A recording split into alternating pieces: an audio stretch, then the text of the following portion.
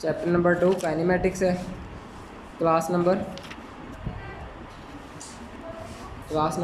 16 है। आज हमने पढ़ना है रिप्रेजेंटेशन ऑफ वेक्टर्स। बैठो तुम। रिप्रेजेंटेशन ऑफ वेक्टर है। To differentiate vector and scalar quantities वो gently use a bold letter. Bold letter कैसे हैं? अगर हमने खाली किसी मिकदार को यूज़ करना है वो स्केलर है तो हम ऐसे लिख देंगे, लेकिन अगर वो वेक्टर है तो हम थोड़ा उसको बोल्ड करके लिखेंगे। तो जो बोल्ड लिखा होगा, डार्क लिखा होगा, उसको हम कहेंगे वो क्या है, वेक्टर है। दूसरा बच्चों, वेक्टर्स को हम कैपिटल लेटर से शो करते हैं।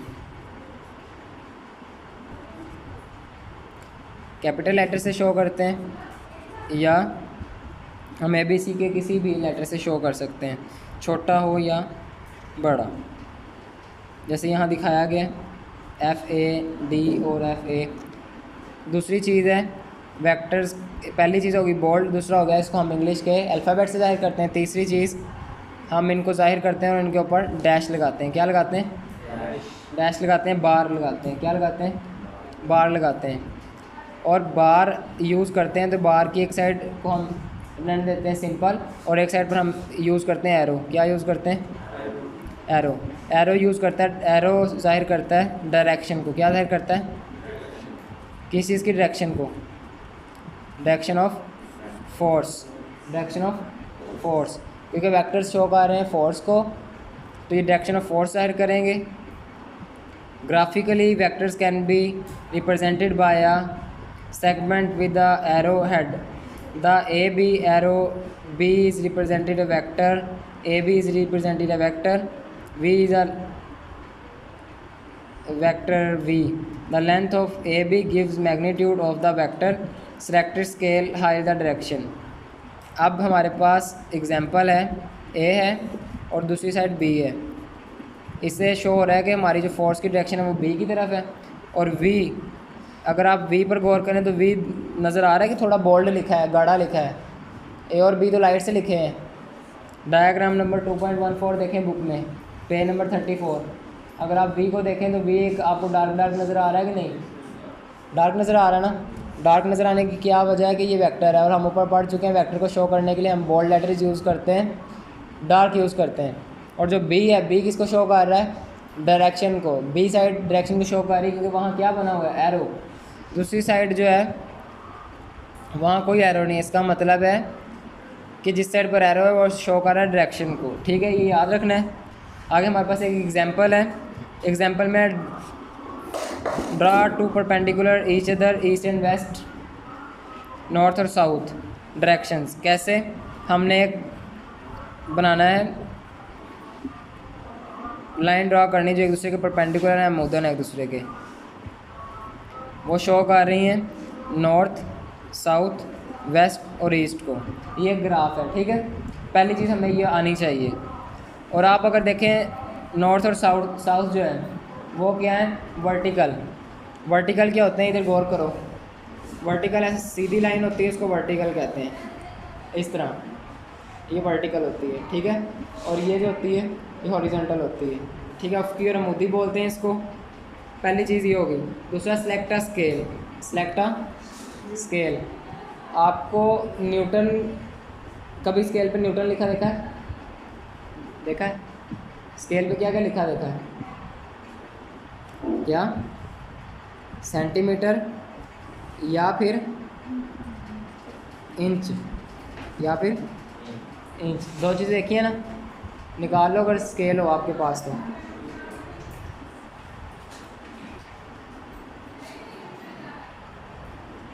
सेंटीमीटर और इंच की लाइन होती है। अगर मैं आपको 6 इंच की लाइन लगाऊँ आप लगा लोगे। अगर मैं आपको 2 सेंटीमीटर की लाइन लगाऊँ तो स्केल पे आप 2 सेंटीमीटर की लाइन लगा लोगे। लेकिन अगर मैं आपको कहूँ कि बेटा 5 न्यूटन की लाइन लगाओ, तो 5 न्यूटन वाला स्केल है आपके पास? नहीं है। क्या? नहीं है। न्यूटन का स्केल तो आज तक नहीं देखा ना, होता है, नहीं लगा सकते। इस तरह अगर आपको कहा जाए, फ़र्ज़ करें, ऐसा होता नहीं, लेकिन कहा जाए कि 5 किलो की लाइन लगाओ, 5 किलो की लाइन लग सकती है? नहीं ना लग सकती।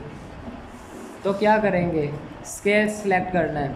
हम क्या करेंगे कि 20 न्यूटन बराबर है 1 सेंटीमीटर के। 20 न्यूटन बराबर है 1 सेंटीमीटर के। ये तीसरा पॉइंट करा रहा हूँ कि हमने क्या, दूसरा point, select a suitable scale to represent the given vector. अब बच्चों बताओ, क्या न्यूटन का स्केल होता है? नहीं, इंच का होता है ना, सेंटीमीटर का भी होता है। तो हम न्यूटन की लाइन लगा सकते हैं क्या? नहीं लगा सकते। तो हम स्केल सेलेक्ट करेंगे, हम कहेंगे 20 न्यूटन बराबर है 1 सेंटीमीटर के। 20 न्यूटन बराबर है 1 सेंटीमीटर के, ठीक है। ऐसे हम कह दें कि एक लड़का बराबर है 2 लड़कियों के। इसका मतलब है यहाँ 2 लड़के खड़े हैं, तो बताओ कितनी लड़कियों के बराबर है? तुम बताओ।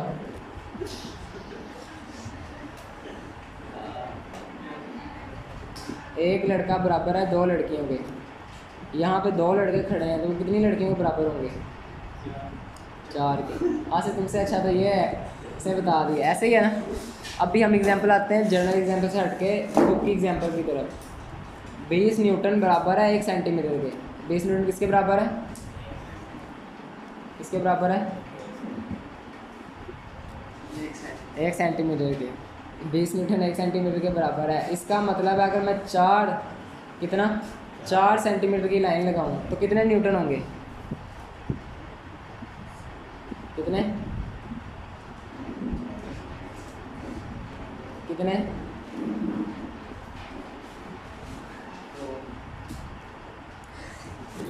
अच्छा, फिर गौर कर लें, लड़के और लड़कियों वाली एग्जाम्पल तो बड़ी जल्दी आ गई थी। अब गौर कर लो, 20 न्यूटन है वो बराबर है 1 सेंटीमीटर के। यानी 1 सेंटीमीटर की लाइन हो तो वो शो कर रहा है 20 न्यूटन को। अब फर्ज करो मैंने 1 सेंटीमीटर की लाइन लगाई, किसको शो करेगा वासिफ? कितने को? 1 सेंटीमीटर किसको? 20 को। शाबाश। 2 सेंटीमीटर?